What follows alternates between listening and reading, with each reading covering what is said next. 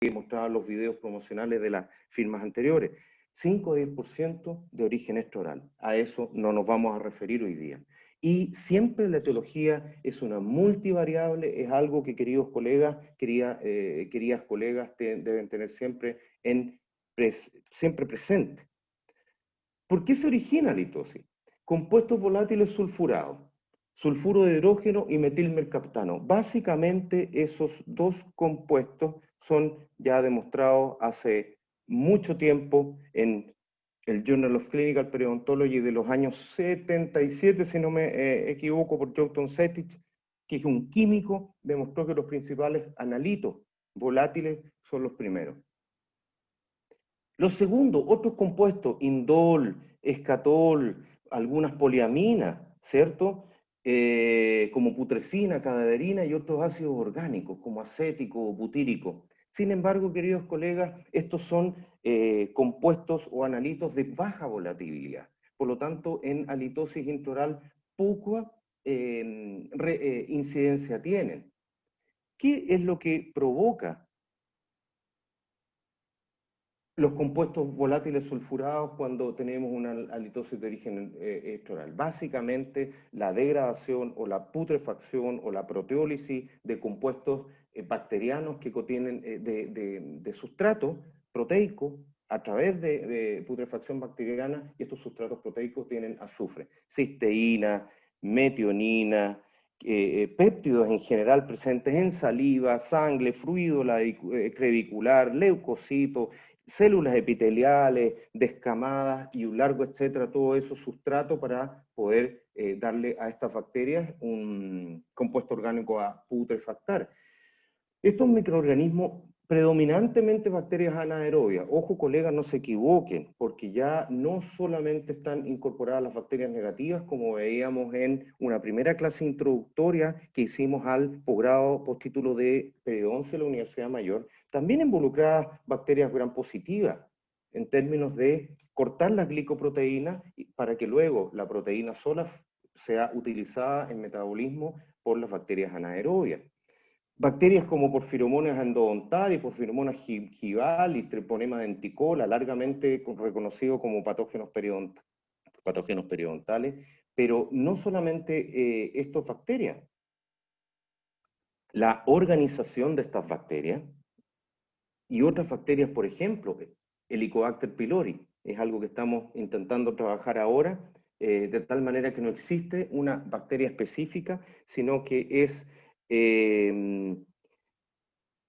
los mecanismos involucrados de aquellas bacterias en procesos cooperativos donde múltiples bacterias participan.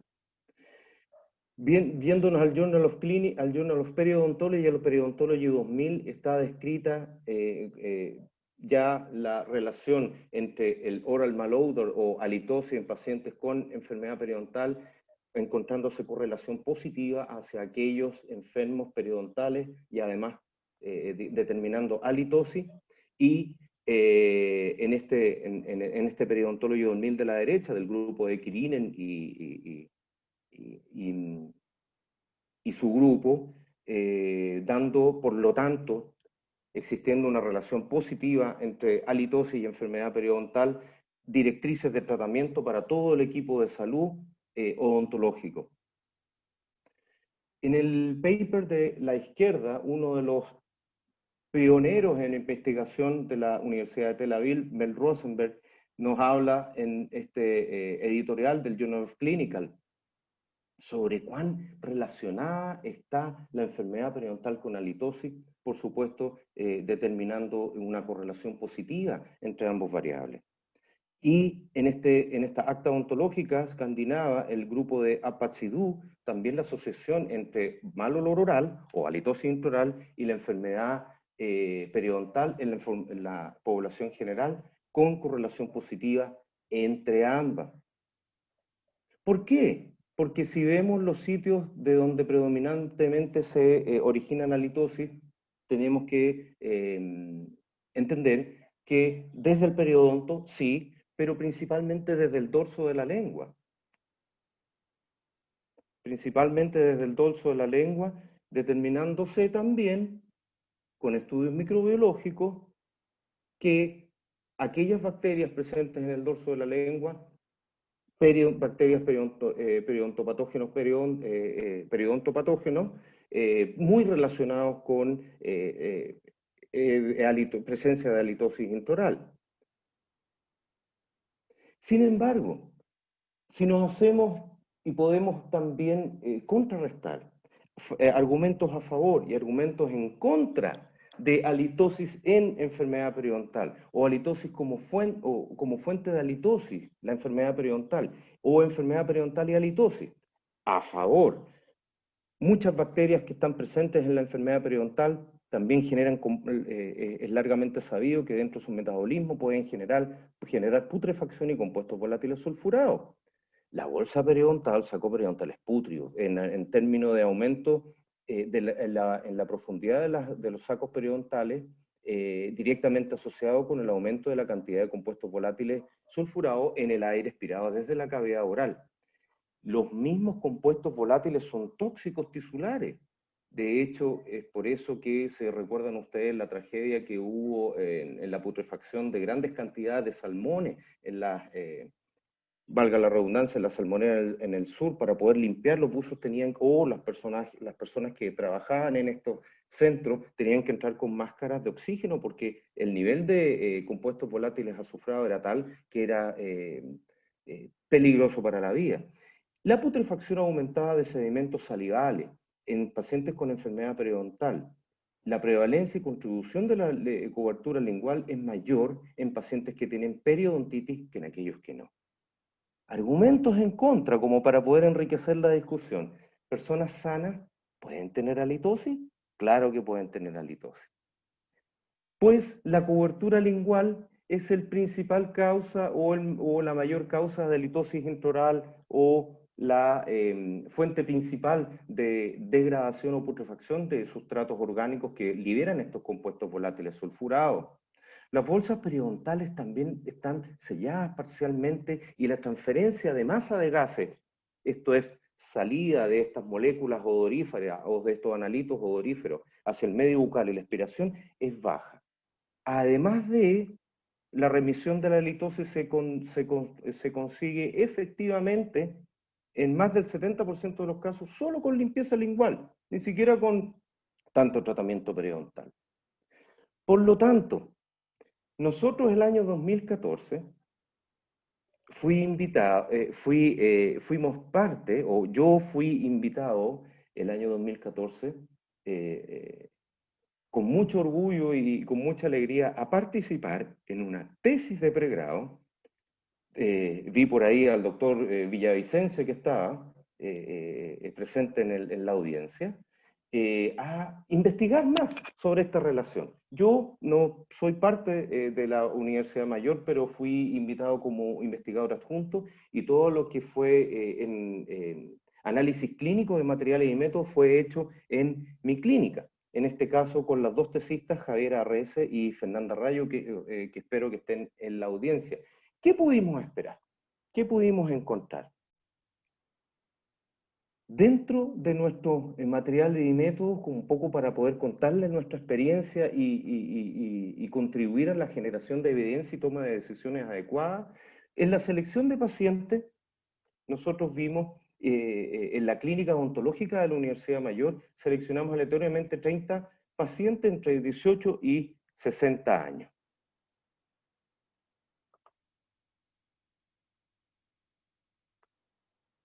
Sin distinción de sexo, etnia ni nivel socioeconómico, examinado entre los meses de julio y septiembre, los días sábados entre 9 y 13 horas, iban las tesistas a la clínica y ahí desarrollábamos el material y método. ¿Qué criterios de exclusión? Fumadores, porque reconocido factor de riesgo de enfermedad periodontal, embarazada, desdentados totales, obviamente, portadores de prótesis parciales removibles, toda vez que algunas denticiones removibles pueden contribuir a generación de halitosis, pacientes que estuvieran en antibiótico-terapia, ¿cierto? Pacientes sometidos a terapia periodontal en los últimos 3 meses, pacientes con diagnóstico de periodontitis agresiva,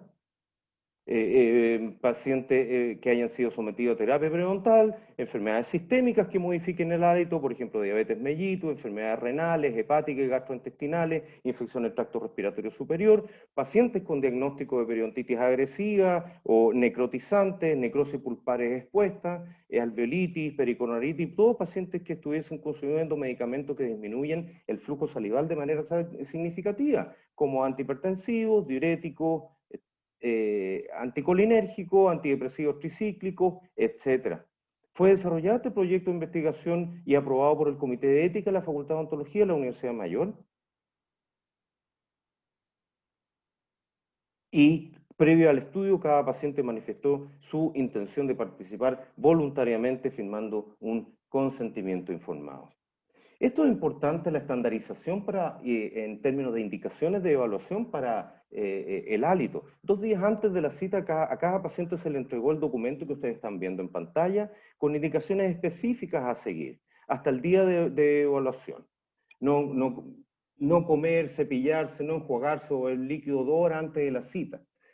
No realizar aseo lingual 24 horas antes de la evaluación para realmente detectar si había presencia de biofilm, no comer alimentos odoríferos, no masticar chicle ni cualquier odorífero o paliativo de olor agradable 24 horas antes de la evaluación, tampoco alcohol, no fumar, no ocupar ningún odorífero tipo perfume el día de la evaluación.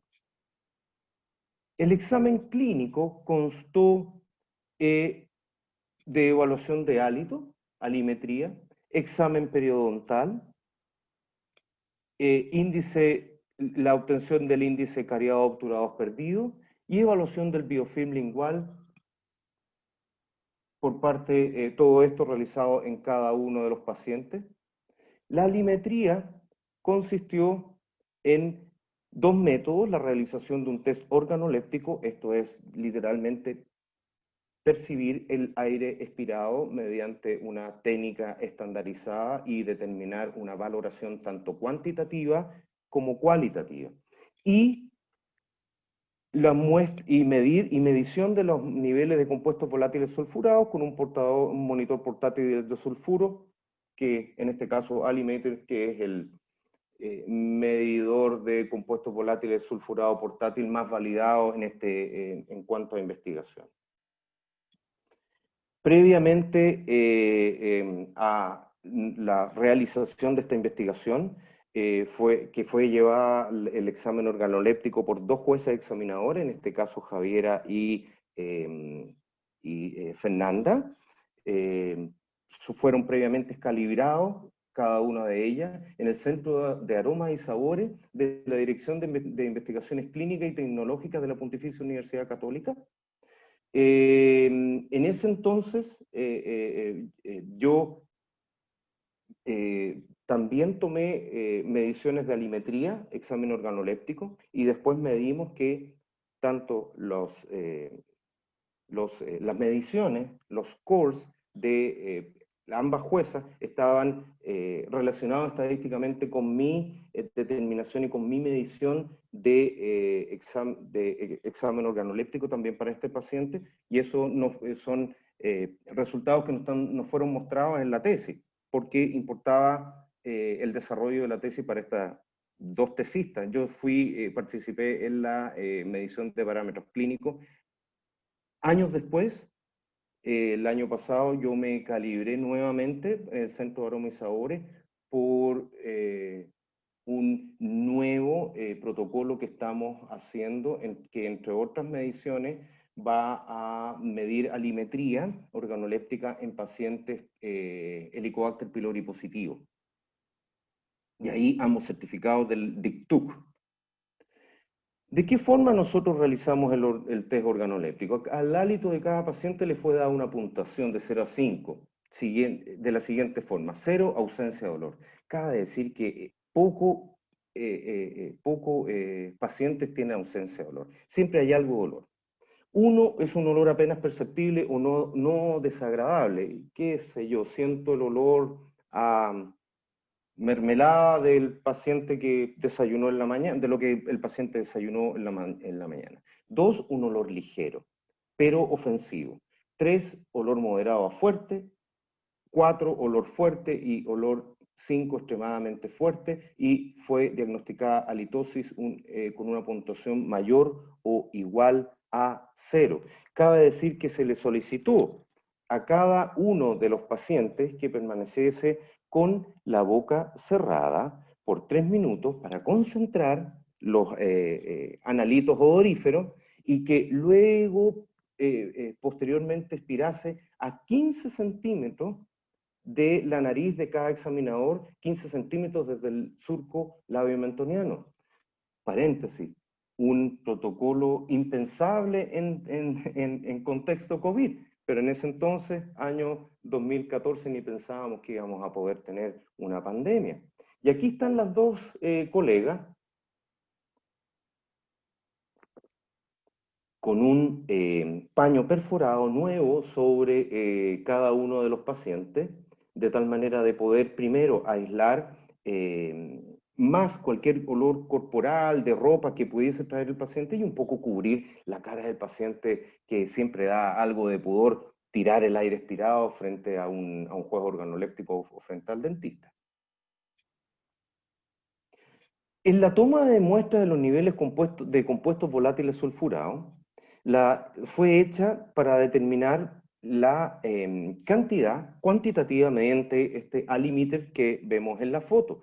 El monitor siempre fue calibrado en 0 con el aire del ambiente antes de cada medición. Se le solicitó a cada paciente que cerrara la boca nuevamente por 3 minutos antes del procedimiento.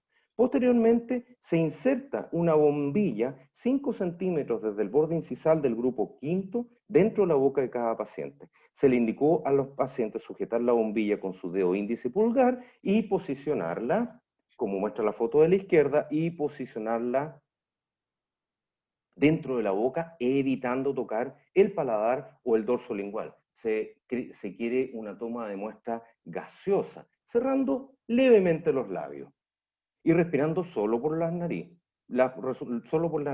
obteniéndose los resultados expresados en partes por billón. Este registro fue repetido 3 veces y se utilizó el promedio de estas 3 medidas para el análisis. Para este trabajo se consideraron valores normales, como valores normales, lecturas entre 30 y 80 partes por billón. De esta forma. Quiero contar que esto fue, no sé si ustedes se recuerdan, cuando el año 2014 el edificio médico Alcántara, donde yo compartía consulta con otro capo, el doctor profesor Luis Cabrera, se quemó. Y esta consulta que ven ahí es una consulta provisional, tal vez bajo parámetros actuales no podría haber pasado una autorización sanitaria, por ejemplo, pero, porque estaba al lado de la ventana, pero con voluntad y con tesón se puede generar evidencia, incluso en condiciones tan básicas como esta clínica. De tal manera que esto es un orgullo haber podido lograrlo con mucho empuje de las tesistas, con el gran apoyo de la Universidad Mayor, y con un poco de voluntad y queriendo generar evidencia. También nosotros evaluamos el índice de Winkel de cubrimiento de biofilm lingual, donde para esta evaluación del biofilm lingual se utiliza este índice de Winkel normal. Muchos ocupan ahora el índice de Winkel modificado porque al grado 1 le consideran, oye, no es realmente biofilm lingual, sino que es una queratosis de las papilas. Desde el punto de vista mío, yo pienso que si hay queratosis, eso también es sustrato para la determinación, para la putrefacción, y es sustrato para la degradación orgánica por parte de las bacterias. Por lo tanto, lo consideramos válido. Donde uno es menos del 50%, menos del 30% de cubrimiento de cada sextante, se divide la lengua en 6, 3 sector anterior y 3 sector posterior, se ocupó una fotografía digital del dorso del paciente tomada en el día de la evaluación, y a cada sextante se le asigna un puntaje de 0 a 2. 0 sin cubrimiento, un cubrimiento ligero del menos del 30%, el 1 se ve algo de color rosa la lengua, y 2 cubrimientos severos o más del 50%. Y el valor del índice de Bing que se obtuvo de la suma de los 6 puntajes en un rango de 0 a 12. En el examen periodontal se examinaron todas las piezas, todos los dientes, exceptuando los terceros molares. Se utilizó una sonda milimetrada Carolina del Norte-Giuffridi, examinando 4 sitios para el índice gingival. Se ocupó también índice de placa de O'Leary, midiendo también 4 caras de la pieza dentaria, donde se asignó un valor positivo a las caras con tinción y negativo a las caras sin tinción, y un periodontograma. Estos son los documentos, ¿cierto?, que tiene o tenía la Universidad Mayor en ese entonces. En cuanto al periodontograma, el examinador previamente calibrado, que fui yo, realicé todos los periodontogramas. Fueron examinados todos los dientes presentes en boca, con excepción de los terceros molares. Se examinó profundidad de sondaje, posición del margen gingival y nivel de inserción clínica en 6 lugares en cada diente, además de registrarse, por supuesto, sangrado del sondaje. Ahí están las fotos, realizando el examen. Ojo, aquí me van a permitir un pequeño error, pero está con clasificación antigua, pero se distingue básicamente distintos grupos de seriedad. Clasificar la enfermedad periodontal según el tipo, crónica o aguda, la severidad con leve o moderada o severa pérdida de inserción, y la extensión localizada menor o igual a 30% y generalizada mayor al 30%. En el diagnóstico periodontal, como vemos acá abajo, se ocupó la clasificación del 99, estamos hablando, recordar, año 2014, se determinó según la pérdida de inserción clínica, leve, moderada o severa, y extensión localizada o generalizada. En el análisis estadístico tuvimos el honor y la suerte y la alegría, y etcétera, de poder hacerlo o tener la colaboración en este sentido del profesor Benjamín Martínez, que fue quien determinó realizarlo con el software Stata 13 para determinar la asociación entre la litosis intraoral y las variables intraorales y periodontales. Se usa el coeficiente de correlación de Pearson para comparar las diferencias observadas de las variables compuestos volátiles sulfurados, puntaje organoléptico, escala organoléptica, índice de Vinkel en los grupos con distinta severidad de enfermedad periodontal. Se realizó un análisis de varianza ANOVA y un test post-hoc de Sheffé en los datos que tenían distribución normal, y en aquellos sin distribución normal se realizó test de Kruskal-Wallis y se consideraron diferencias entre grupos estadísticamente significativas cuando el valor P era menor a 0,05, menor a 0,05. Resultado. Del total de individuos examinados 30, 18 pacientes eran mujeres y 12 hombres, siempre la mujer colaborando más para la investigación. Sobre el 40% de los individuos se encontraban en un rango etario de 20 a 39, el 16 y fracción entre los 30 y 39, el 23 y fracción en el de 40 a 49 y el 13.3 en el de 50 a 59 años, grupo etario al cual pertenezco. Entonces era un grupo joven. La mediana de edad fue 32 años. Entre los 20 y los 58 años, 39 para la mujer y 25 años para los hombres. 13 pacientes, harto, fueron diagnosticados con periodontitis severa, 11 pacientes con periodontitis moderada y un paciente con periodontitis leve, 3 con gingivitis y solo 2 sanos. Se diagnosticó halitosis en el 80% de los pacientes mediante test organoléptico, que, dicho sea de paso, el gold standard. Siempre se considera el análisis instrumental coayudante, no determina diagnóstico.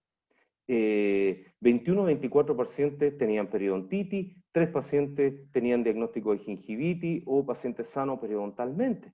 Por otra parte, 23 pacientes presentaron niveles de compuestos volátiles sulfurados superiores a 80 partes por billón, es decir, clasificaron de acuerdo al análisis instrumental como halitosis, entre los que 19 de 23 tenían periodontitis y 4 de 23 eran pacientes sanos o gingivitis sanos. O sea, realmente, como vamos a ver ahora, largamente relatados con enfermedad periodontal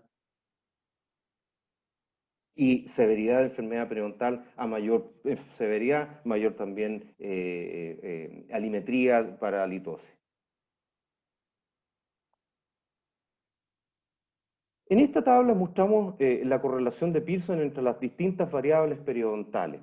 En el axis de arriba horizontal, puntaje organoléptico, compuestos volátiles sulfurados, índice de Winkel, cariado obturados perdido, índice gingival, índice de placa bacteriana, sangramiento del sondaje, PSMI4, sitios con profundidad de sondaje mayor o igual a 4, PSMI4, porcentaje de sitios con profundidad, porcentaje de sitios con profundidad de sondaje mayor o igual a 4, y promedio de la profundidad de sondaje. Los valores P menos a 0,05 se expresan como un asterisco, con valores P menores a 0,01 con 2 asteriscos, y valores P menores a 0,001 con 3 asteriscos.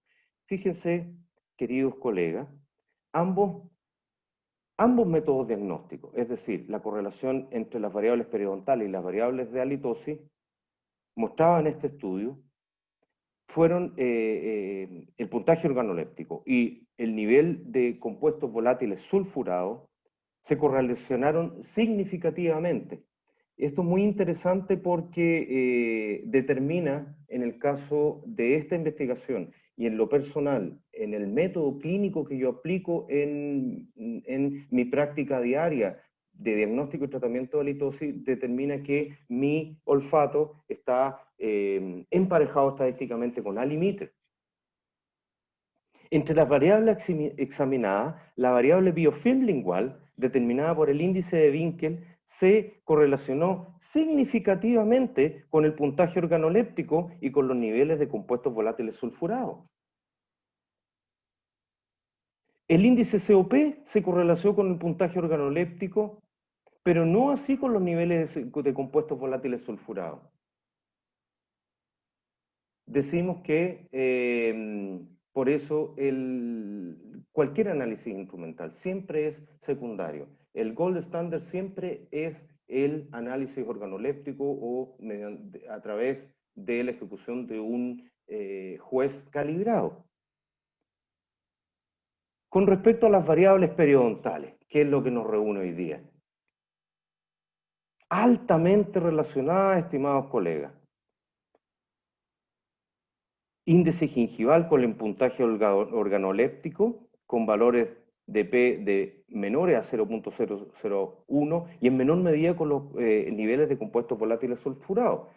Resultados similares pero menos significativos se encontraron con respecto al índice de placa, mostrando el índice de placa una significativa relación con el puntaje organoléptico, pero no así con compuestos volátiles sulfurados. Por otra parte, sangramiento del sondaje se relacionó significativamente con el puntaje organoléptico y con los compuestos volátiles sulfurados. Las variables cantidad de sitios con profundidad de sondaje mayor o igual a 4 milímetros, porcentaje de sitios con profundidad de sondaje mayor o igual a 4 milímetros y el promedio de las profundidades de sondaje se correlacionaron significativamente con halitosis en términos de puntaje organoléptico y niveles de compuestos volátiles sulfurados, siendo más significativa para el puntaje organoléptico respectivamente, que para compuestos volátiles sulfurados, respectivamente. Alta correlación.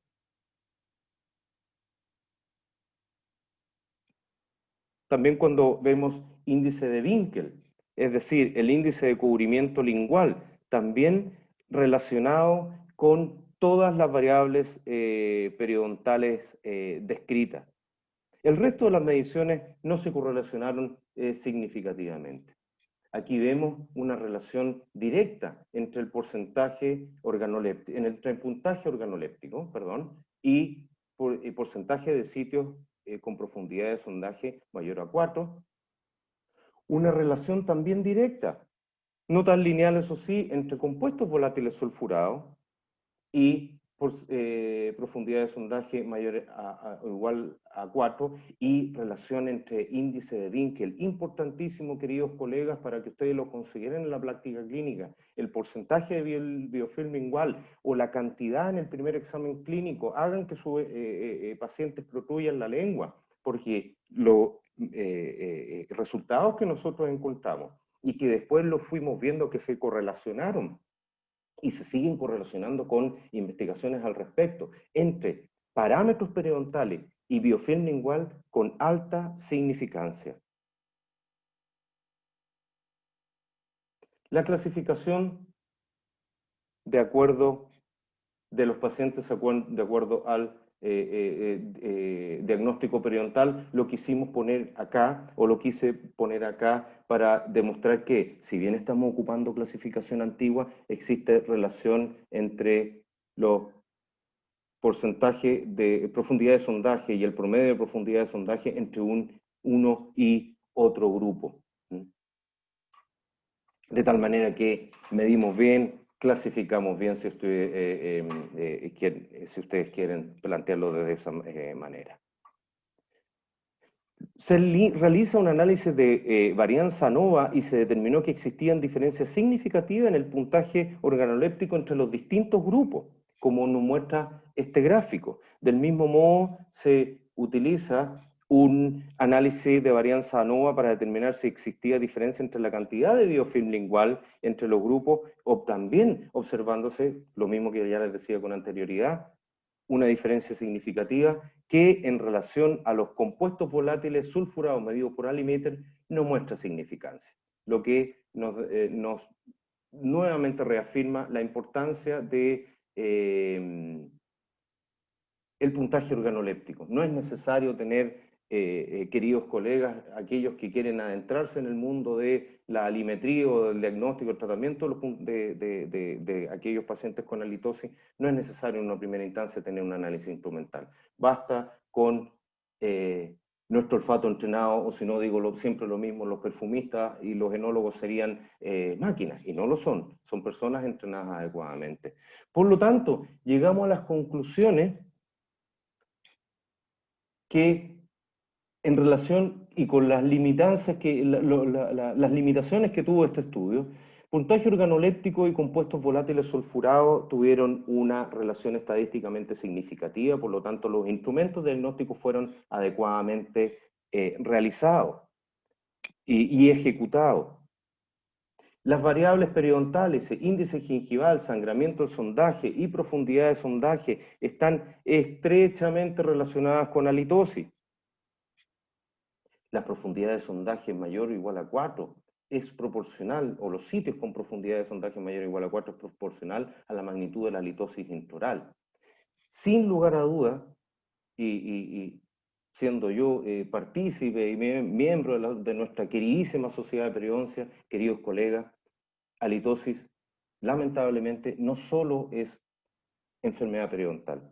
Sería tanto o más fácil tratar halitosis si fuese solo por enfermedad periodontal, toda vez que todos sabemos que tanto caries y su hermana, la enfermedad periodontal, el tratamiento adecuado de ellas es altamente efectivo.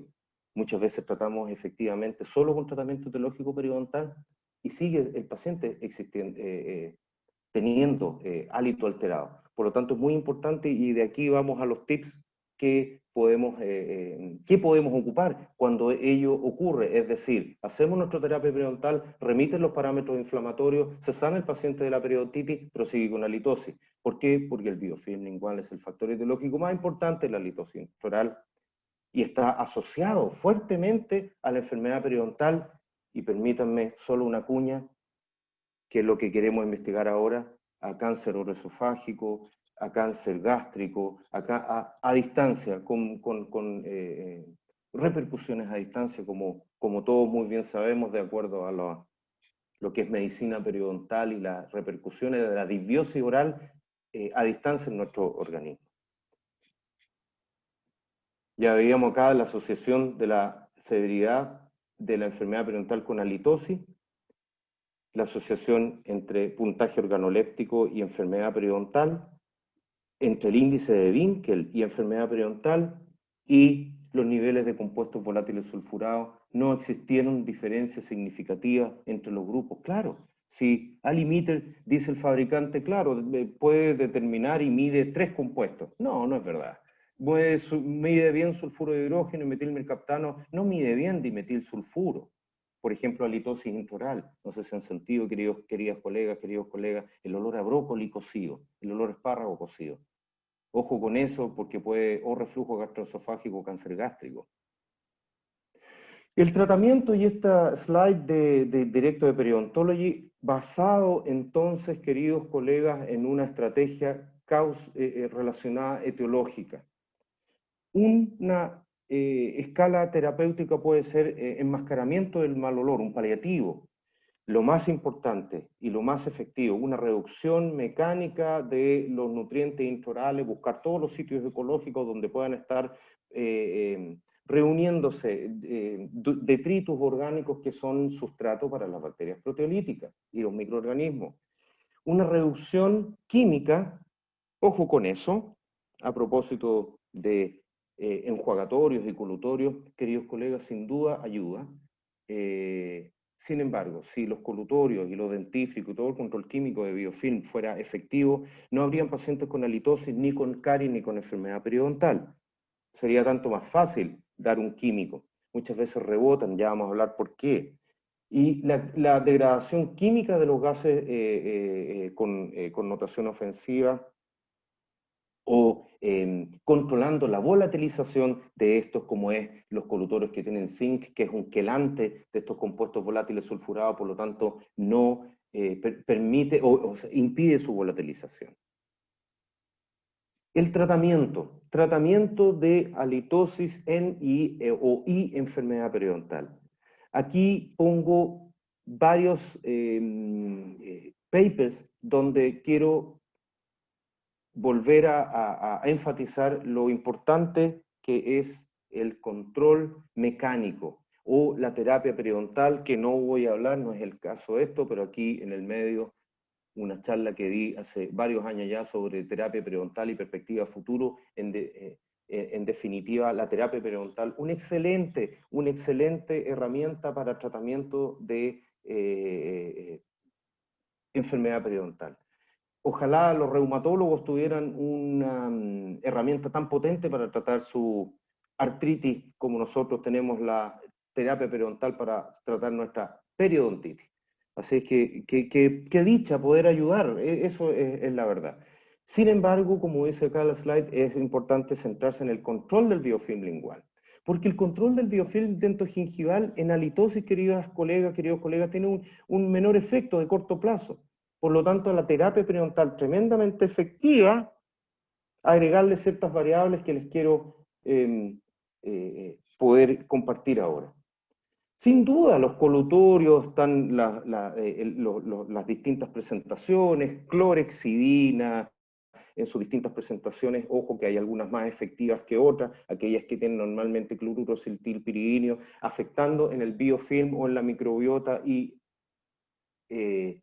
controlando la proliferación de aquellos patógenos y de esa forma indirectamente controlando también la emisión de estos compuestos volátiles sulfurados. Ojo, que todos sabemos que muchos enjuagatorios, muchos químicos que contienen fenoles, laurilsulfato de sodio, o el uso indiscriminado por más de 14, 21 días de ciertos compuestos clorados como clorexidina, lamentablemente inducen, no en todos, pero en algunos pacientes o en la mayoría, mucositis. Mucositis induce descamación de células epiteliales de las mucosas intraorales. Si se descaman las células epiteliales, aumenta el biofilm lingual. Si aumenta el biofilm lingual, ya lo sabemos, es el principal fuente de halitosis, va a aumentar también halitosis. Por eso se han buscado otras alternativas, como son láser, como es terapia fotodinámica. Podemos hablar también de aquello por interno cuando ustedes quieren, podemos ver la efectividad de aquello. pero no ponerse tampoco tan exótico, con tratamiento de remoción mecánico de biofilm y control de algunas variables que influyen en la formación de este biofilm, entre ellas nutrientes, tipo de dieta y limpieza de otras zonas, fondos de vestíbulo, orofaringe, limpieza nasal, todos ellos combinados con nuestra súper potente terapia periodontal, el grado de éxito, queridos colegas, es prácticamente asegurado. Entonces un tratamiento etiológico, pero no un tratamiento solo odontológico o periodontal, salirse un poco del paradigma quirúrgico protésico, salirse un poco del diente, también buscar técnicas de higiene bucal, fondos de vestíbulo, orofaringe, derivación importantísimo a la fase sistémica en términos de un tip general. Pregunten, queridos colegas, sobre si hay algún factor tipo rinitis, sinusitis para controlarlo, porque obviamente si eso cae a la base de la lengua, por detrás de la ula, tendría que ser yo tragasable del circo para poder llegar a limpiar ahí a la base de la lengua. Eso es imposible. Por lo tanto, si hay factores que contribuyen a la formación de ese biofilm lingual, alteraciones de la vía aérea superior, derivar a la fase sistémica con el otorrino. Si hay reflujo gastroesofágico, si hay presencia de Helicobacter pylori, no es bueno tener reflujo gastroesofágico, queridos colegas, no solamente porque contribuye a llevar bolo alimenticio y más sustrato para la putrefacción, sino que la misma irritación del ácido gástrico va a incidir en una noxa química a las mucosas de la orofaringe y más descamación y más formación de biofilm lingual en la base de la lengua, ahí donde no accede ni colutorio ni limpieza lingual, y por supuesto reflujo gastroesofágico, factor y Helicobacter pylori, factor de cáncer gástrico, que segunda causa de muerte cáncer en Chile. La no remisión sintomática, a pesar de que el buen periodoncista, bien formado en nuestras universidades chilenas, hizo su terapia periodontal y todavía persiste el signo de la litosis. Bueno, para eso estamos, derivar a centro especializado donde pueda realizarse el diagnóstico diferencial. Otros tipos de tratamiento, por ejemplo, chicles con probióticos, chicles con zinc, chicles con alta dosis de fibra. Saliéndonos un poquito de lo periodontal y yéndonos acá al paper de arriba en el Journal of Breast Research, altamente efectivos también, o ayudan.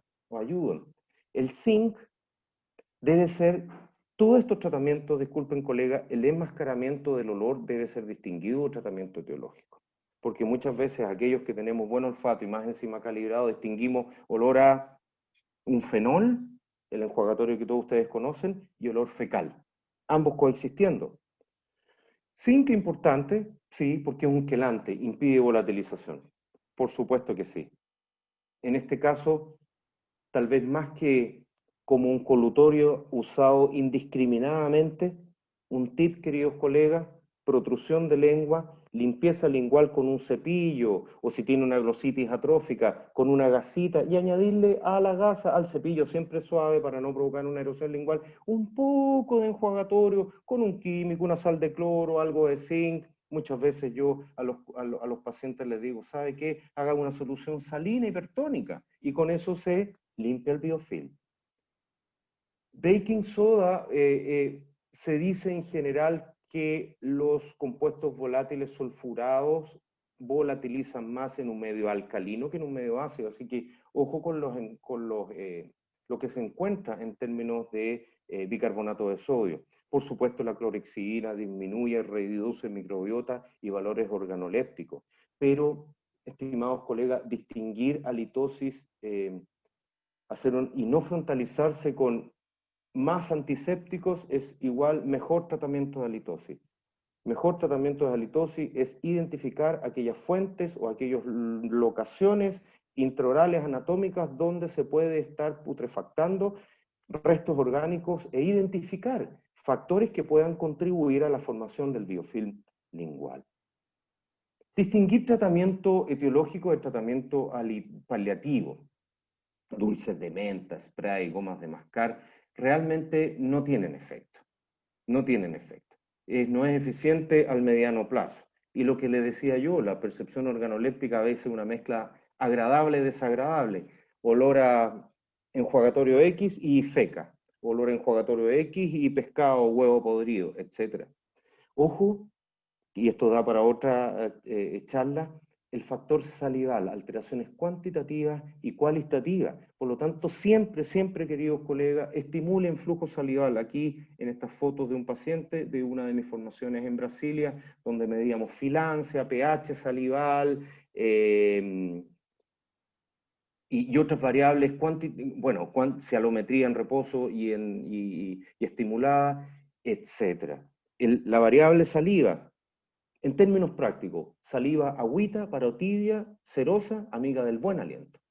Saliva mucosa, espesa, aquella que tengo en este momento en mi boca después de tanto hablar. Amiga del buen aliento, porque aquella saliva mucinogénica tiene alta cantidad, obviamente, de mucina, que es la principal proteína salival, que en su componente tiene, en su composición química o bioquímica tiene alto contenido de azufre. Conclusiones, queridos colegas.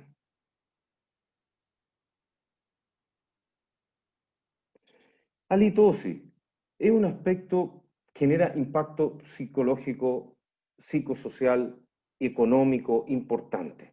Por lo tanto, y siendo halitosis de origen preferentemente intraoral, es de dominio y de soberanía del odontólogo. Sin duda, en orientación multi y inter y transdisciplinaria. Un adecuado diagnóstico. Hay caries cavitadas, una caries leve no provoca halitosis, queridos colegas, pero allá está. Hay tercero molar impactado, hay enfermedad periodontal, hay biofilm lingual, hay halitosis. No subdiagnosticar el abordaje inter-multi-transdisciplinario, como decía el video anterior, de acuerdo a estudios de Stefan Renberg reciente, la cobertura lingual es el principal causa o la más común de halitosis, seguido por gingivitis y periodontitis, enfermedad periodontal, como vimos en los resultados obtenidos de la tesis, o una combinación de ambas. En la mayoría de los casos, un adecuado tratamiento periodontal más enseñanza en hábitos de autocuidado, como son las instrucciones de higiene oral, más que dentogingival. A veces ocupados con enjuagatorios, no siempre, no basar ni frontalizarse en los químicos, porque muchas veces una misma presentación de un químico como clorexidina tiene resultados microbiológicos diferentes. En diagnóstico, ojo con la presencia diversificada de analitos, que todos los que vemos alimetría o nos gusta el diagnóstico y tratamiento de halitosis, siempre andamos buscando biomarcadores o metabolómicas, así como proteómicas, metabolómicas de gases, especialmente en halitosis intraoral. Ejemplo, dimetilsulfuro, cáncer gástrico, ejemplo, aminas y disfunción hepática, etc. Complicaciones, es de medición difícil. Ahora no es barato un alimíter u otro tipo de análisis instrumental. Hay parámetros de gases variados, difícil la toma de muestra, hay que estandarizarse, por eso mismo la estandarización que nosotros buscamos en cuanto a poder estandarizarnos, poder calibrarnos. Hay variaciones temporales en la mañana, en la noche, premenstrual, postmenstrual, etc. ¿Qué población elegimos? Si nosotros quisiéramos hacer estudios epidemiológicos de halitosis, no podríamos tener criterio de exclusión de ningún paciente, teníamos que incorporarlo a todos, etc. Y generar evidencia, como ya lo veíamos en las fotos, queridos colegas, desde las bases, como ya decía el profesor Gamonal en su presentación de Colgate, me parece, generar evidencia desde la clínica. No es necesario estar adosado a una universidad, nosotros o la clínica dental, como una unidad de toma de muestras. Eso sería un sueño. Queridos colegas, con eso voy terminando. Quería mostrarles un poco mi trayectoria desde aquellas profesoras, Celivieri, Denise Falcao, Mauricio Duarte, ya hace muchos años en Brasil, nuestro queridísimo Congreso Internacional de Halitosis por la súper innovadora Sociedad de Periodoncia que lo tomó como propio, mi presentación en el Congreso Internacional de Río sobre los datos que acabamos de ver de la tesis, mi grupo de halitosis, de la Asociación Brasilera de Halitosis, acá con Mel Rosenberg en el Congreso de Parma del 2005 ya. Y esto el año pasado, queridos colegas, el año antepasado ya, con Edwin Winkel y profesor Joao de Asociación Brasileña de Halitosis y mi persona formando parte de la mesa directiva de la Asociación Internacional de Halitosis, lanzada desde Europerio Ámsterdam.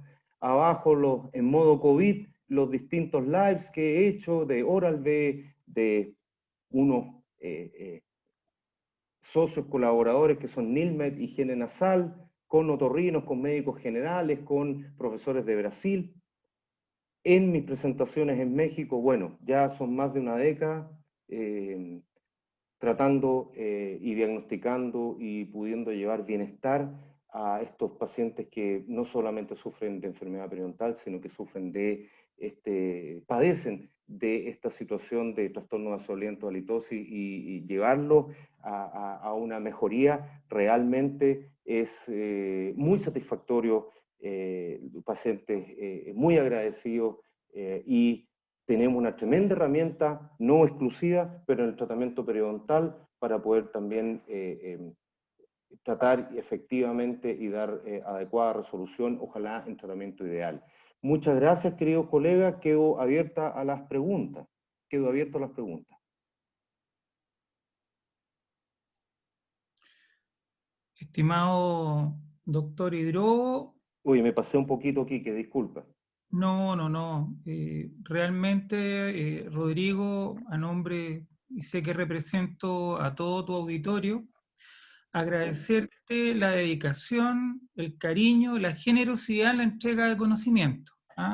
Hay muchos colegas que te están felicitando, que te dan las gracias, y claramente tenemos muchas preguntas. Vamos a tratar de canalizar las que realmente podamos contestar por el tiempo y por el respeto El al agradecido soy yo, profesor Haber. Yo tengo una formación de excelencia de la Universidad de Valparaíso, pública y acreditada, donde tú, entre otras personas, doctor López, doctora Will, fueron mis mentores y fueron ustedes los que me hicieron, despertaron el amor a la periodoncia. De tal manera que solamente retribuir, querido profesor, 2 veces he sido alumno tuyo, así es que el agradecido soy yo.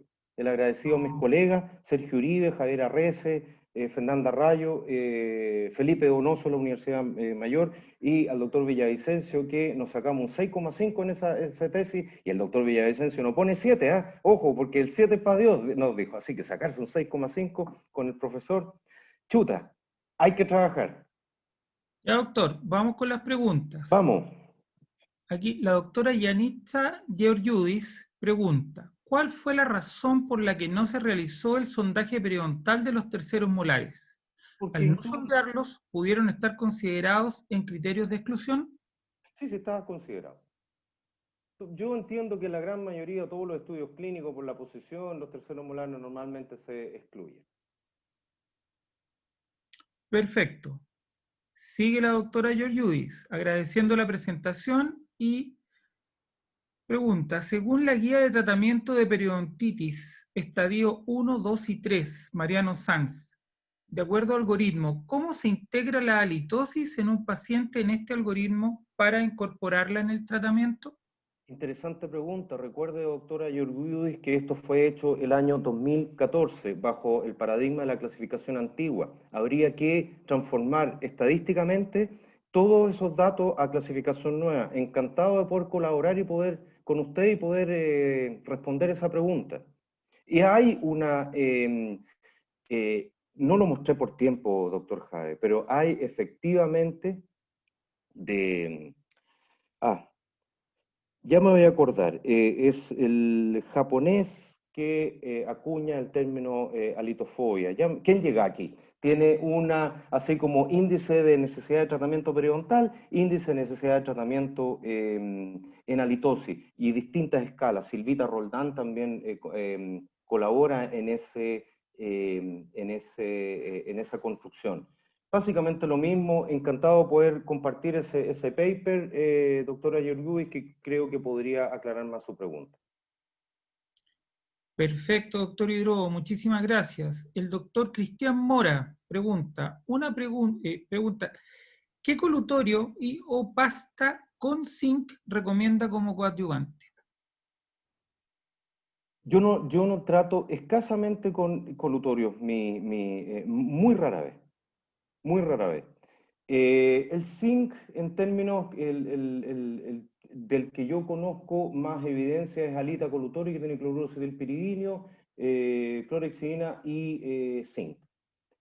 Efectivamente, es el único que hay. Yo no lo recomiendo para uso indiscriminado por el término de mucositis. Rebotan efectivamente el estudio de la Complutense tiene a las 2, 3 meses y 6 meses, me parece. Pero uno tiene que dar un poquito mayor de sustentabilidad en el tratamiento, si no estamos como la erradicación del Helicobacter pylori, que rebota el primer año 8, el segundo año 10 y el tercer año 13%. Y uno tiene, según mi experiencia, aquellos pacientes que se frontalizan con el uso indiscriminado tienen efectos que son deleterios y son de muy corto plazo. Y como son pacientes que han ido padeciendo realmente con alteraciones emocionales muchas veces muy importantes, esa frustración terapéutica los lleva a estados emocionales mucho mayores de angustia. No hablamos hoy día de halitosis intraoral y alteraciones psíquicas y psicológicas. En términos de pandemia, voy a contar, si me permite, Enrique, un solo dato.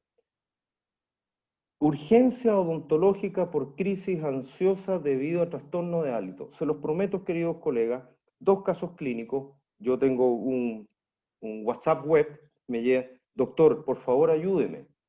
He probado de todo, no me resulta nada y estoy a punto de separarme. 2 casos clínicos así, tratamos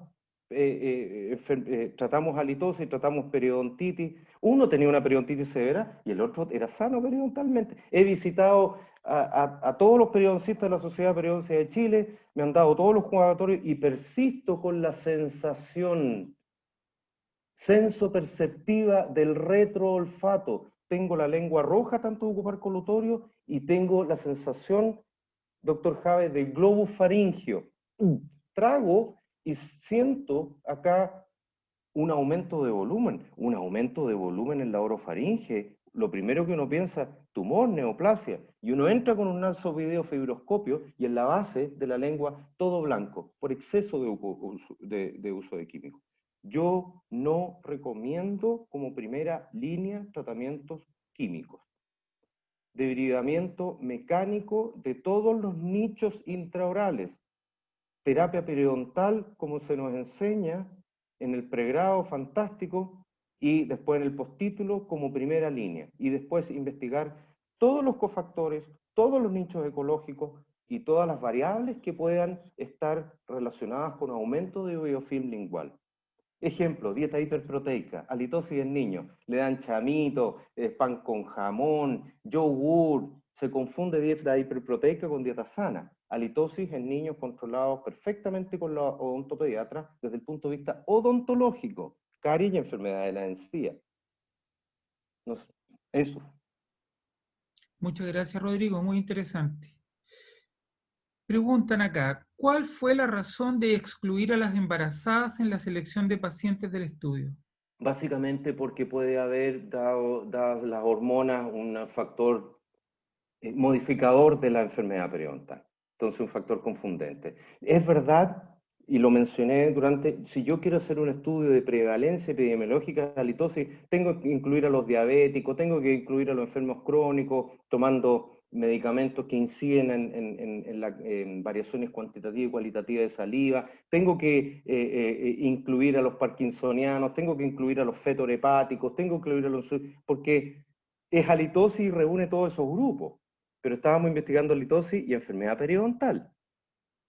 Correcto. ¿Y cuánto tiempo se determinó para calibrar a las examinadoras? 4 sesiones, igual que yo.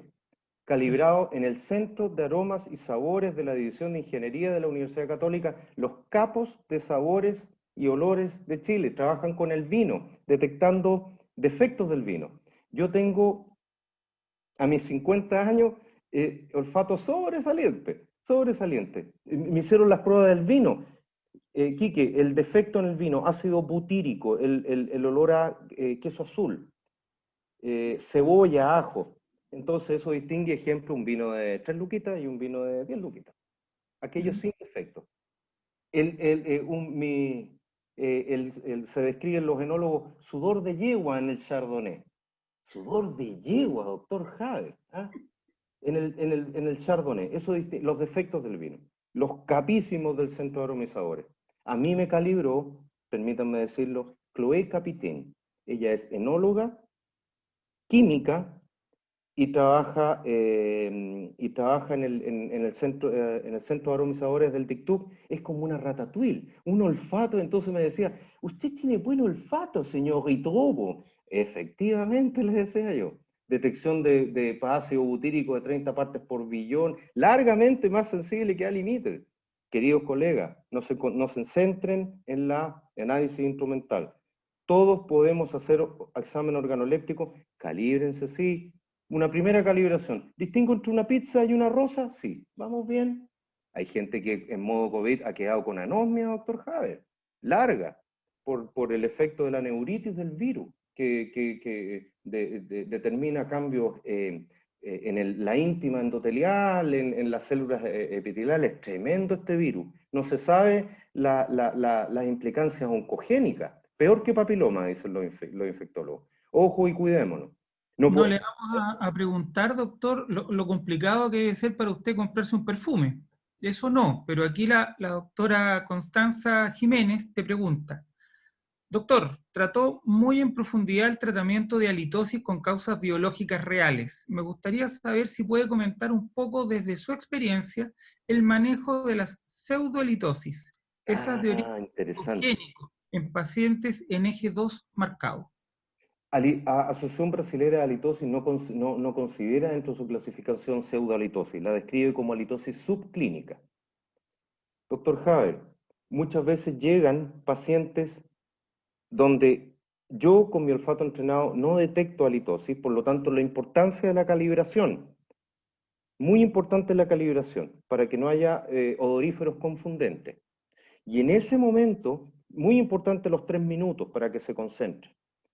Y en ese momento el aire expirado como soplando una vela. Olvidémonos de modo COVID, eso ya no sé, en modo COVID no se hace así, pero poquitas gotitas de Flügel, pero igual ahora no se puede hacer. Pseudohalitosis, yo he tenido en toda mi vida profesional dedicado al tema, un paciente de halitosis subjetiva o halitofobia, que le decía a quien llega aquí, donde usted ha descartado todas las variables biológicas, otorrino, gastro, renal, dieta, oral, y el paciente persiste de la ideación de que tiene halitosis. Hacemos una terapia psicológica, es la terapia confrontacional, le llamamos a su esposa, la sentamos ahí, hacemos examen organoléptico entre ambos, la esposa dice no tiene, yo tampoco digo no tengo en condiciones calibradas, hacemos al-limiter, 60 partes por billón, y el paciente persiste con la ideación. Son pacientes de disociación psiquiátrica. Distinto, doctor Javier, doctor Javier, sabe que yo tengo tanta vergüenza porque no puedo darle besos a mi mujer, estoy en la oficina y la gente, esos son alteraciones emocionales, es un paciente normopsíquico. El paciente que yo le digo, uno en mi vida, era un paciente psicótico. En este caso, una paciente. Sí. No, esa otra historia, doctor Javier. Ascendimos hasta comité de ética asistencial con ese paciente, de la institución donde yo trabajo. Son pacientes de resorte psiquiátrico, psicóticos. No es una clasificación halitosis. Por lo tanto, halitosis subclínica, cuando usted estandariza al paciente, sí detecta. Porque generalmente son pacientes que vienen de biofilm lingual orofaringio y que al hacer esta maniobra, doctor Jave, raspar el dorso de la lengua contra la pared posterior de la faringe, eso libera compuestos volátiles y el paciente se siente a través del retroolfato. Química en cantidad tan menor que solo lo siente él, pero no es suficiente para que el entorno lo sienta. A eso le denominamos en la ABA halitosis subclínica. Es una diferencia. No existe para nosotros pseudohalitosis. Perfecto, Rodrigo. Ahora pregunta el doctor Gonzalo Arratia. Te felicita, muy buena presentación, felicitaciones. Y Gracias. Me gustaría saber en qué consiste la calibración para el examen organoléptico. Lo tiene que entrenar usted con varios analitos, ácido butírico, N-butanol, en distintas concentraciones y en distintos productos, analitos químicos, para básicamente determinar umbral de detección, diluido por 10, diluido por 1000, diluido por 10.000, diluido por 100.000, que es la calibración que nosotros hicimos. Aquí tengo ácido butírico, acá tengo dimetilselenuro, aquí tengo dimetilsulfuro, acá tengo y otros, para ir determinando, acá tengo menta, acá tengo café y así. Es una determinación quantly y cuantitativa hecha en un laboratorio de química, con analitos químicos calibrados y medidos en de distintos orígenes y de distintas calibraciones. Lo puede hacer cualquier laboratorio de química y bioquímica. Yo recomiendo obviamente a los capos chilenos que son Centro Aroma y Sabores. Perfecto, Rodrigo. Puedo dar él también, por supuesto, el contacto. Si les interesa a los colegas, después tú les puedes hacer llegar ahí a su correo o el que Encantado. de cerca, perfecto. La doctora Carolina Castillo dice, muy interesante y gracias, doctor Rodrigo, por compartir y me gustarían recomendaciones para pacientes con reflujo. Tratarse el reflujo. Listo. Tratarse el reflujo. No es bueno tener reflujo gastroesofágico. Ahora, imagina otra variable. TTM, bruxismo de sueño con apnea de sueño y parte de eso, de ese gran síndrome, ¿te acuerdas, Kike, cuando nosotros hacíamos planos para tratar el bruxismo? Me van a matar los TTM porque eso ya se fue, pues. Es un trastorno del eje 2, como decimos, que tiene entre otras cosas el bruxismo como parte de su cosa periférica, pero no se trata con planos, se trata en un equipo de trastorno de sueño. Reflujo faringio-laringio, Quique, en pacientes con bruxismo. Tratar el bruxismo y detectar, hacer el test pertinente a ver si tiene H. pylori positivo. Yo trabajo más de 20 años en la red salud y pienso que eso me ha enriquecido porque la correlación constante en el equipo de tratamiento de halitosis con los otorrinos y los gastroenterólogos, yo asisto a la nasobiofibroskopía, yo asisto a la endoscopía, muy importante tratar la disbiosis oral en contexto de erradicación del Helicobacter pylori. Deseenos suerte a ver si podemos demostrar esa asociación. Estamos en eso. Muy, muy interesante, Rodrigo, de verdad. Gracias, amigo. Desde Venezuela, mira que está famoso, doctor, desde Venezuela, la doctora Grady Lugo. Felicitaciones y cómo serán canalizadas las evaluaciones en halitosis a raíz de la pandemia, en virtud de que el test organoléptico representa un riesgo para evaluar. Tip. Lo que tú decías ahí. Tip. Paciente. Estimada paciente, estimado paciente, usted va a cerrar la boca 3 minutos, respire 3 minutos. Cuando yo le diga, y tú con mascarilla, si usted quiere puede ser una N95, con mascarilla, le pides a tu paciente a 15 centímetros del surco labio mentoniano, usted va a abrir la boca y me va a prometer que no va a respirar. Solamente va a abrir la boca, por favor. No me embarre, por no decir otra expresión. Por favor, no lo haga. Abre la boca y contén la respiración. Vuelve a cerrar. 3 minutos, boca cerrada. Abra la boca y protruya la lengua, sin respirar. 2 formas de poder hacer un examen organoléptico sin o con el mínimo de inóculo posible, Quique, porque si los que hacemos odontología en modo COVID queremos riesgo cero, yo le digo a mis pacientes, hashtag quédate en casa. Yo no soy de los partidarios que no se hace odontología. Odontología y la disbiosis oral, alta repercusión en problemas médicos a distancia. Por lo tanto, a mí, y este es mi sentir, no me parece ético no hacer esperar a que esté la urgencia o el flegmón. No, hay que tratar la disbiosis oral. Correcto. Apertura bucal sin respirar, apertura bucal con protrusión de lengua sin respirar. Por favor, paciente, no respire. Entran a través de la N95 igual. Son compuestos volátiles pequeños, no son poliaminas ni putrecinas que no volatilizan. Mira, hay muchas preguntas que van saliendo. Yo creo que vamos a contestar la última en honor al tiempo y Encantado. a toda la audiencia que se ha mantenido atenta a tu charla. Cosa que después no olviden, entren al link, pongan su nombre, por favor, los 2 apellidos, porque vamos al sorteo. Hay un premio importante, ahora lo vamos a ver. Y te pregunta Hagli Urrutia. Entre limpiador lingual versus cepillo dental, ¿cuál prefiere usted? Limpiador lingual, cepillo, gasa.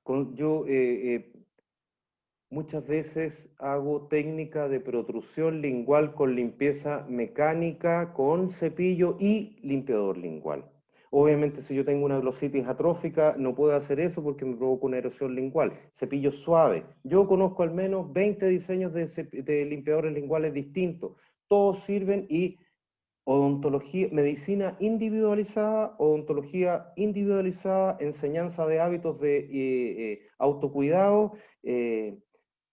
autoexamen mamario, autoexamen testicular individualizado, instrucciones de higiene oral, vestíbulos, lengua individualizada. El que más le asienta al paciente. Muchísimas gracias, Rodrigo. Realmente la generosidad y el cariño para la Sociedad de Periodoncia se notan. En lo personal, realmente un honor haber podido compartir contigo y represento nuevamente a todo el auditorio. Realmente muy, muy buena la charla, muy interesante. Un tema, como conversábamos en la tarde, dominado por pocas personas y que tengan una entrega tan clara, se valora. Así que muchísimas gracias. Permítame un aviso comercial, estimado profesor Haber, todos invitados, googleenme, ¿cierto? Y ahí va a aparecer mis links a mi clínica, etcétera. Prontamente, eso estamos en conversaciones con la Sociedad de Periodoncia y Asociación Brasileña de Halitosis. Segundo semestre, queremos impartir el primer curso reconocido por ABA en Chile, todos invitados. Van a estar en todas las redes sociales para poder difundir y acceder. A todas las universidades que quieran invitarme, ahí estoy. Es un tema que, a propósito de la innovación y la diversificación profesional, el odontólogo debe conocer, porque es de dominio y de soberanía del odontólogo liderando el equipo de salud. Muchísimas gracias, Rodrigo. Bueno, vamos al sorteo. La doctora Mariona Arce tiene el manejo de la tómbola. Es una tómbola ahí digital, espero todos la vean. Gracias, doctor. Buenas noches, doctor Rodrigo. Felicitaciones, muchas gracias. Aquí están todos los que participaron en el concurso, 40 personas, para que sea bien claro esto, que no hay nada por detrás. Lo vamos a copiar a todos y vamos a ir directo a la página y a correr la vuelta. Lindo. Ahí están todos entonces, todos los que participaron, y va a correr la tómbola. Mire, doctor, ahí tiene su concurso, ¿eh? ¡Qué bueno! ¡La doctora Contreras! ¡Fantástico! Ella se ha ganado el concurso, el sorteo de Dental, felicitaciones, que es un kit de regreso a la consulta, bidón de 5 litros de Perabay con cepillos y un kit de alita. Así que felicitaciones para la doctora Joana Contreras. Fue todo muy... todos lo vieron, así que no, vamos a seguir después con esto en las siguientes reuniones. Así que muchas gracias. Muy ético. Ahí está la doctora Contreras. Felicitaciones, doctora Contreras. Felicitaciones, Joana. Ya se ganó. Debería... Bueno, está bien. Yo inclusive hice trampa. Me anoté 2 veces. Y no Chabón, pude y no nos grabar el resultó, tema. Quique, weón. No, me anoté varias veces que estábamos probando si era... ya. No, pero Bueno, por si acaso, para que sea bien transparente, a todos los que se anotaron 2 veces fueron eliminados, así que quedaron, o sea, no eliminados del concurso, sino ¡eliminado! el doble inscripción, así que solo había una inscripción por cada uno. con Por razón eso no. no estábamos, Quique. Bueno. No podían más oportunidad. Despedir entonces la reunión, agradecerle a todos por la asistencia y la permanencia, y ya nos veremos en la próxima reunión de la sociedad, y no olviden este sábado. Este sábado tenemos el lanzamiento de la revista, que es un congreso muy interesante, hay varios expositores, está el doctor Gamonal, y también tenemos el precongreso FIP. Bien, hasta luego, buenas noches.